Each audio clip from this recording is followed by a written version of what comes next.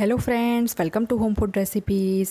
આજે આપણે બનાવશું ફણગાવેલા મગનું શાક, જે ખાવામાં ખૂબ જ હેલ્ધી હોય છે। અઠવાડિયામાં એકવાર તમારે આ શાક ચોક્કસ બનાવીને ખાવું જોઈએ। આ શાકને આજે આપણે એકદમ સરળ રીતે કુકરમાં બનાવશું તો એ ફટાફટ બની જશે। લંચ કે ડિનરમાં બનાવીને આ શાકને તમે રોટલી, ભાખરી, બાજરીનો રોટલો કે જુવારના રોટલા સાથે ખાઈ શકો છો। ફક્ત 10 જ મિનિટમાં આ શાક બનીને તૈયાર થઈ જાય છે। તો ચલો એને બનાવવાનું શરૂ કરીએ।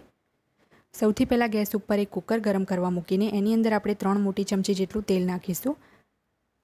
તેલ સરસ રીતે ગરમ થઈ જાય એ પછી આપણે એની અંદર 5 ચમચી જીરું અને અડધી ચમચી રાઈ નાખીશું। 5 ચમચી જેટલી હિંગ ઉમેરીશું અને બધું સરસ રીતે આપણે મિક્સ કરી લઈએ। હવે આપણે એમાં આદુ, લસણ અને લીલા મરચાંની પેસ્ટ ઉમેરીશું 1 મોટી ચમચી જેટલી, એટલે કે 1 ટેબલસ્પૂન જેટલી। અને આ પેસ્ટને આપણે સ્લો ફ્લેમ ઉપર 30 સેકન્ડ માટે સાંતળી લઈશું, જેથી એની અંદર જે કંઈ પણ કચાશ હોય એ જતી રહે। આ શાકની અંદર હું તીખું લાલ મરચું પાવડર એડ નહીં કરું, ફક્ત મેં લીલા મરચાંની પેસ્ટ જ એડ કરી છે।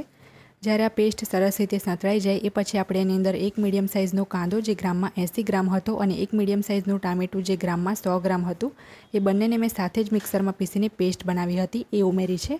અને આ પેસ્ટ એડ કર્યા પછી તરત જ આપણે એની અંદર 1 ચમચી મીઠું નાખી દઈશું અને 3 થી 4 મિનિટ માટે આને આપણે કૂક થવા દઈએ।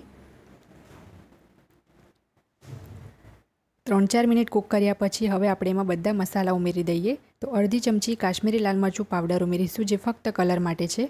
અડધી ચમચી હળદર અને 1 મોટી ચમચી ધાણા જીરું પાવડર ઉમેર્યો છે। 1/4 ટીસ્પૂન એટલે કે 5 ચમચી ગરમ મસાલો ઉમેરીશું। 1 ચમચી ખાંડ નાખીશું અને સરસ રીતે મિક્સ કરીને આ બધા જ મસાલાને આપણે કૂક થવા દેવાના છે 1 મિનિટ માટે। બધા જ મસાલા 1 મિનિટ ચડે એ પછી આપણે એની અંદર ફણગાવેલા મગ અને મઠ એડ કરીશું। અડધો કપ સૂકા મગ અને 1/4 કપ મઠ બંનેને મેં 5 થી 6 કલાક પહેલાં પલાળીને કપડામાં બાંધીને ફણગાવી લીધા હતા। જો તમારે મઠ ના એડ કરવા હોય તો તમે સ્કીપ પણ કરી શકો છો। અને અહીંયા મેં એકદમ વધારે મગ અને મઠને ફણગાવવા નથી દીધા। જો તમારે પરફેક્ટ રીતે કઠોળને ફણગાવવા હોય તો એનો વિડીયો મેં પહેલાં જ ચેનલ ઉપર અપલોડ કરેલો છે અને એની લિંક હું વિડીયોની નીચે ડિસ્ક્રિપ્શન બોક્સમાં આપી દઈશ। તો 2 થી 3 મિનિટ માટે આપણે એને એમ જ ઉપર ઢાંકણું મૂકીને કૂક થવા દઈશું। તરત આપણે એની અંદર પાણી નહીં નાખીએ, એવું કરીશું તો એ ઘણીવાર કાચા રહી જાય છે। તો ઢાંકણુંને મેં ફક્ત કુકરની ઉપર એમ જ મૂકીને કૂક કર્યું હતું, એને મેં આખું નહોતું ઢાંક્યું। હવે આપણે એની અંદર પાણી ઉમેરીને એની સીટી લગાવશું।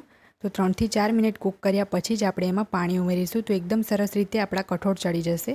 અહીંયા મેં 1/4 કપ એટલે કે 50 ml જેટલું પાણી ઉમેર્યું છે, વધારે નહીં, કારણ કે આ શાકને હું અહીંયા સૂકું જ રાખવાની છું। તો ઢાંકણું લગાવીને આપણે એને 3 સીટી મીડિયમ ફ્લેમ પર લગાવી દઈએ। 3 સીટી મીડિયમ ફ્લેમ પર લગાવ્યા પછી આપણે કુકરને તરત નથી ખોલવાનું, જે સ્ટીમ છે કુકરની એની જાતે જ નીકળવા દેવાની છે। તો હવે આપણા ફણગાવેલા મગ મઠનું શાક બનીને તૈયાર છે અને આપણે ચેક કરીને પણ જોઈ લઈએ તો એકદમ સરસ રીતે એ મેશ થઈ જવા જોઈએ। અને જ્યારે આ શાક ચડી જાય એ પછી આપણે છેલ્લે એની અંદર અડધા નંગ લીંબુનો રસ ઉમેરી દઈશું। જો એ ચડ્યા નહીં હોય અને તમે લીંબુનો રસ નીચવી દેશો તો પહેલેથી જ તો એ ચડશે પણ નહીં, તો ખટાશ હંમેશા છેલ્લે જ એડ કરવી। હવે છેલ્લે આપણે એમાં ઝીણા સમારેલા થોડાક લીલા ધાણા ઉમેરી દઈએ અને આ શાકને આપણે સર્વ કરી લઈશું।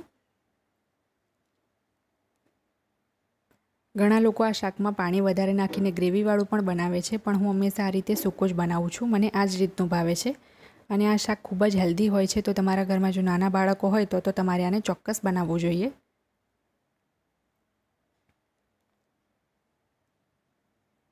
જો ફ્રેન્ડ્સ, તમને મારી આજની આ રેસીપી પસંદ આવી હોય તો મારા વિડીયોને લાઇક અને શેર કરી ચેનલને સબસ્ક્રાઇબ કરવાનું ના ભૂલતા।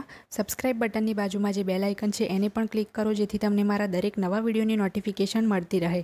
અને જો તમારે મારો આ જ વિડીયો હિન્દીમાં જોવો હોય તો એની પણ મેં લિંક નીચે ડિસ્ક્રિપ્શન બોક્સમાં આપી દીધી છે। તો મળીએ નેક્સ્ટ વિડીયોમાં, ત્યાં સુધી આવજો।